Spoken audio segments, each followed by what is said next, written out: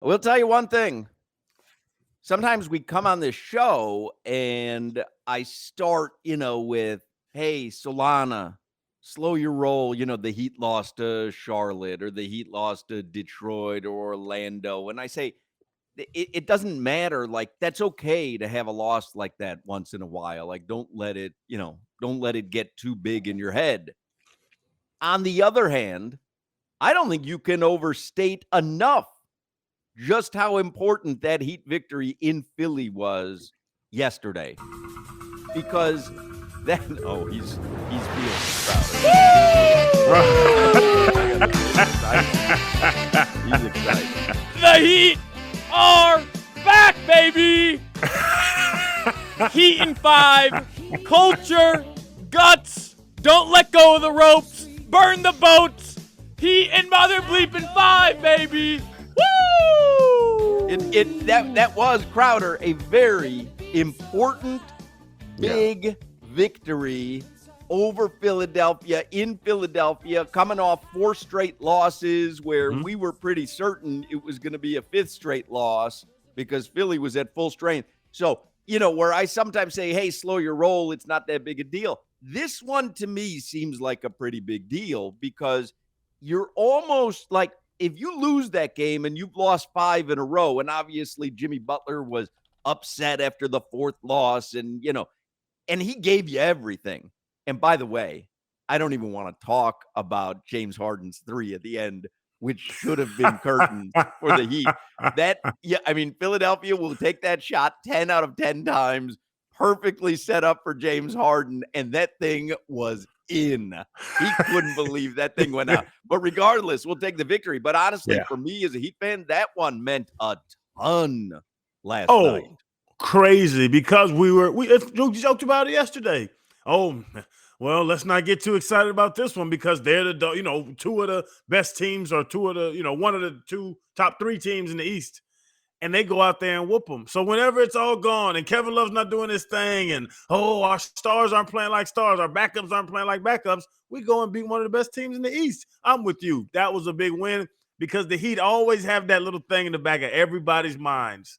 They are the Miami Heat. They can still play ball. And we watched it last night. Yeah, like you watch it last night, you go, okay, you know why a team doesn't want to play the Heat in the playoffs. Yes. Because on any given night, but here's what has to happen. You've got to hit your shots. You've got to hit 3-pointers. And guess what? They were hitting 3-pointers last night. Let me tell you another thing. And I know this is an unpopular opinion. They win by double digits last night if Duncan Robinson gets a little bit of run during the game. They can't get a minute for Duncan Robinson on the floor. They almost lost the game on a James Harden great look 3 at the end. They won because he wasn't on the court. If he was on the court, they'd have lost by double digits. Disagree. He was negative 17 in a minute and a half the other night. He's terrible. Complete exaggeration on your part. It was 6 minutes. It was 6 minutes that he was minus 17. But yeah, no, big.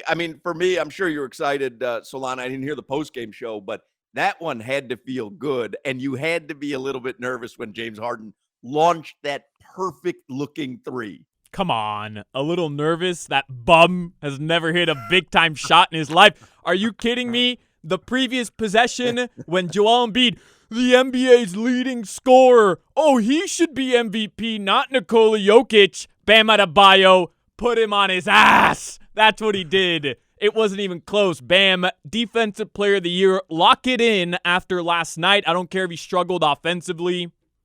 What a win. How about Cody Zeller chasing down Joel Embiid and knocking the ball right off the glass? Cody Zeller. Cody Zeller's the Tasmanian devil out there. Like he is everywhere. I told y'all, don't sleep on crazy Cody. Yeah. That's that was the steal of that acquisition during the trade deadline. Alonzo Mourning, Shaquille O'Neal, Bam Adebayo, Cody Zeller. The Mount Rushmore of Miami Heat big men. You are really doing a disservice to Joel Anthony. How dare you? That's a good point. Huge omission. The Warden deserves some respect. Yeah, show some respect. Did y'all see Bam Adebayo's interview with Taylor Rooks? No.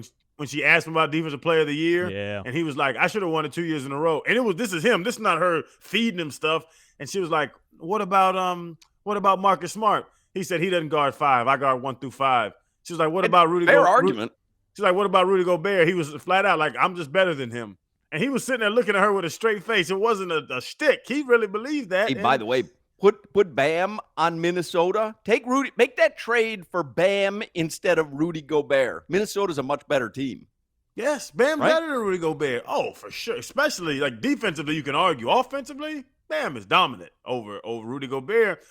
I'm with you, Solana. Bam's the dog now, but Philly's still a good team. Philly's still right no there doubt. at the end. But Philly's they still really, a good team. that to me, like that game was so necessary.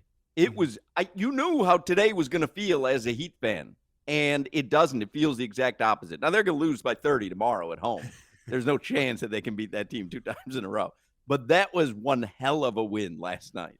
You beat Orlando last night. It feels nothing like this. Correct. This is a difference. No, Philly Yes. in Philly. You had to beat, for me, Philly, Milwaukee, Boston. You beat one of those teams on their home court where they're at full strength. Like, okay, they'll get everything together. Again, it's going to come down to hitting your shots. I mean, if you can hit some threes, it's a totally different ball game. So I'll take it. It's funny because is it easy as that? 'Cause we've heard that all season. They're just not shooting good. We've heard it from Solana, Will Manso, Clay. Everybody said it. They're not shooting well. If they start shooting, they're going to win games. I agree with that. And I'll tell you what, Jimmy Butler came out like a man possessed, right? You knew that he would because he's done so when he needs to.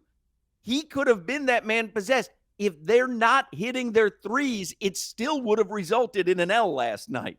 So for me, last night in the first quarter, they're hitting threes. And I'm saying if this team can do that, they can play with anyone. 9 threes in the first half? What team was I watching? What? 9 threes in the first half?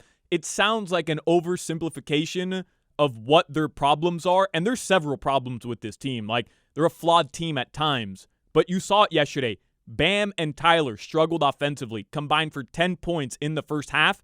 The Heat were up 8 at the halftime break against the league's leading scorer and the league's leading assist man in James Harden. Why? Because they knocked down threes. 34 games this season of their 61 thus far have ended by 5 points or less, whether they won or lost. You knock down 3 or 4 more threes in all those games, how different are the results? Yeah. That's what their offense is based around, and that's why they gave Strus the money. That's why they paid Duncan. This is why they stayed status quo last year when everybody was adding pieces, because they thought, hey, we're going to hit damn threes. And now they do, we see if it. something has changed and they start hitting threes, how about you get Duncan off the bench Why so do you you can have to have do one of the this? world's best three-point shooters participating in the hitting of the threes? Yeah, let's get Reggie Miller, too. Is Ray Allen available? Sometimes people can shoot. Sometimes they can't later in life. Duncan's old. I don't know how he got old overnight, but he's old.